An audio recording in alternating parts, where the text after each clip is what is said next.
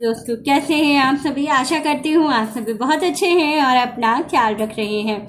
राधा रानी अपनी कृपा आप सब पर बनाए रखें। दोस्तों आज हम लोग बात करने वाले हैं विशेष रूप से 14 सितंबर को महालक्ष्मी पूजा की। महालक्ष्मी पूजा, हाथी पूजा, या आप इसे विशेष रूप से श्राद्ध पक्ष की अष्टमी है और इस दिन माँ लक्ष्मी को विशेष रूप से प्रसन्न करने के कुछ उपाय बताने वाली हूँ, जिसको करने से आपके घर में धन वृद्धि, कर्ज मुक्ति और व्यापार वृद्धि, बहुत सारे लाभ आपको होने वाले हैं। बहुत ही छोटे से उपाय हैं, लेकिन इसको करने से पहले आपको संपूर्ण नियम को समझना बहुत ज़रूरी है, तभी आप जो है लाभ प्राप्त कर पाएंगे। तो वीडियो को अंत तक ज़रूर देखिएगा ताकि आप समझ सकें कि आपको क्या करना है। जो उपाय है वो आखिरी में बताऊंगी। सबसे पहले बताऊंगी कि अष्टमी की तिथि है, तो माँ लक्ष्मी को प्रसन्न करने के लिए आपको क्या करना है, कैसे और किन किन बातों का विशेष रूप से ध्यान आपको रखना है, शिव जी पर क्या चढ़ाना है जिससे कि आपको लाभ हो सके। और जो उपाय बताने वाली हूँ ये शिव महापुराण में वर्णित है और विशेष रूप से ये उपाय गुरु जी ने, पंडित प्रदीप प्रसाद जी ने अपनी वीडियो में बताया है।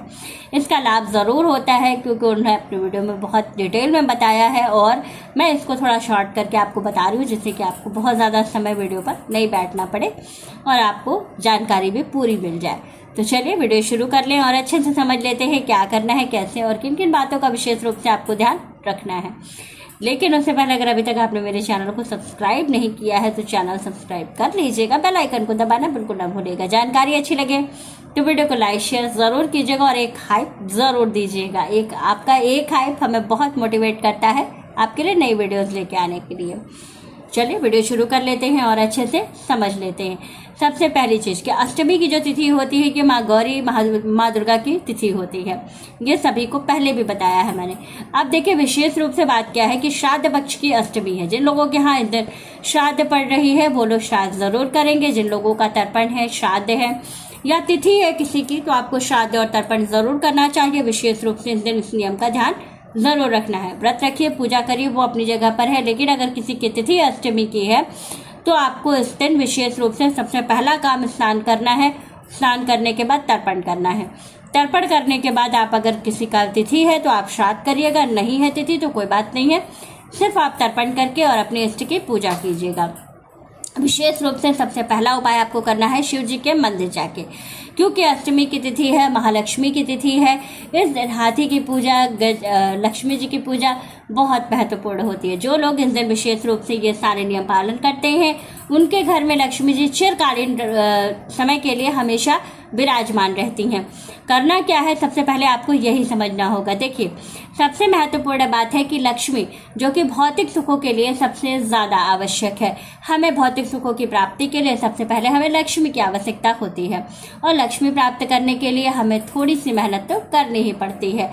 तो लक्ष्मी जी चंचल होती हैं, आती हैं और चली जाती हैं। इसलिए चिरकालीन लक्ष्मी और स्थिर लक्ष्मी प्राप्ति के लिए आपको कुछ उपाय बता रही हूँ।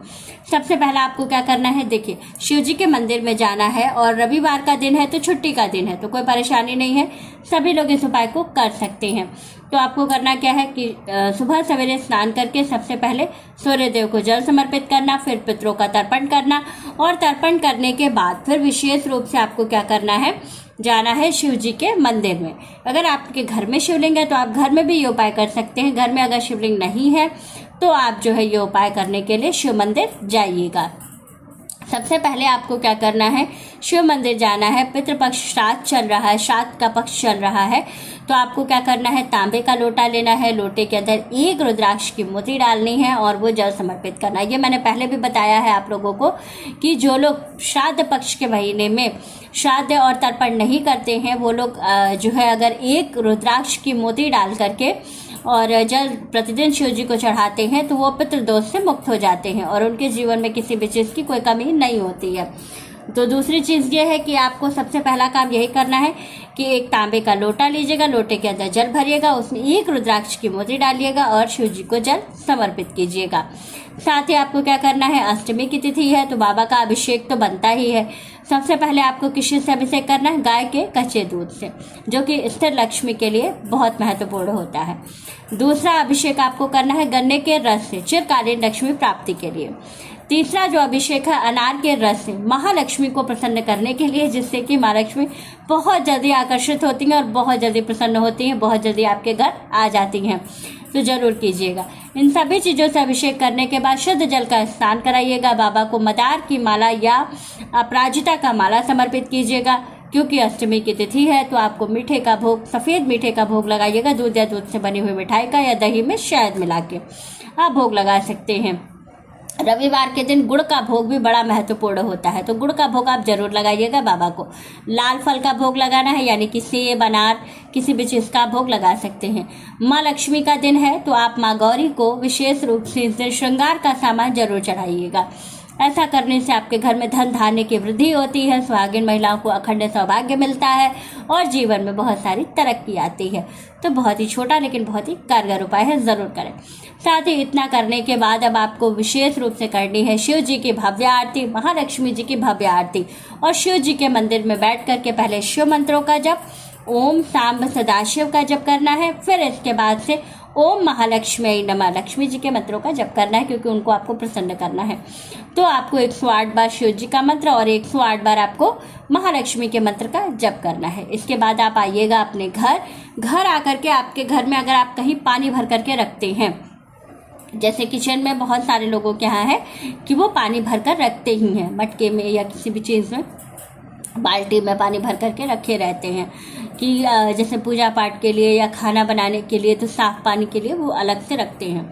अगर आपके यहाँ भी ऐसा है तो ठीक है, नहीं तो आप क्या करिएगा, एक जग में या किसी बर्तन में पानी भर करके शाम के समय ये काम करना है आपको। प्रदोष काल में क्या करना है, किसी बर्तन में पानी भर करके और किचन के जो पूर्व की दिशा होगी उस दिशा में आपको वो क्या करना है, पानी भर करके रख दीजिएगा किसी पात्र में।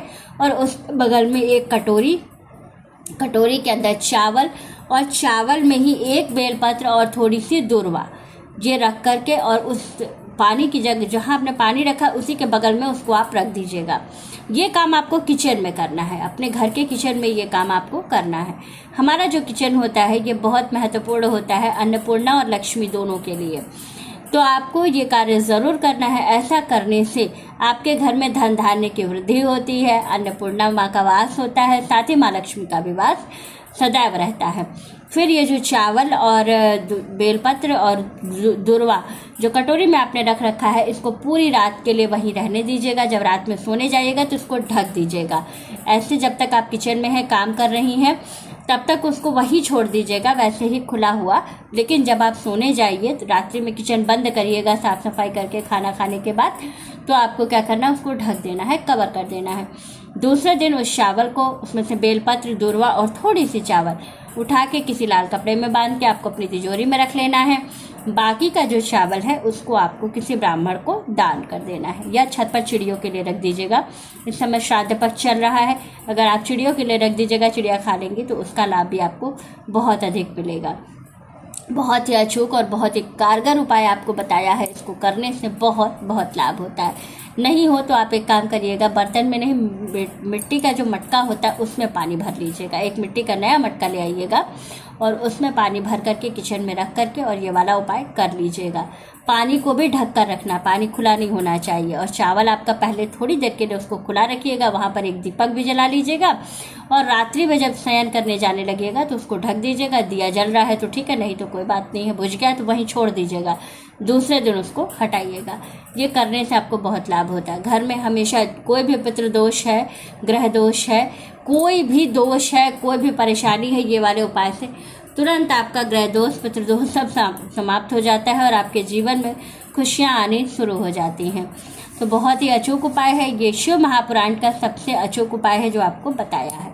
तो करने से बहुत लाभ होता है। तो वीडियो अच्छे लगे, जानकारी अच्छी लगे, वीडियो को लाइक, शेयर और सब्सक्राइब ज़रूर कीजिएगा और वीडियो पे हाइप ज़रूर दीजिएगा। राधे राधे दोस्तों।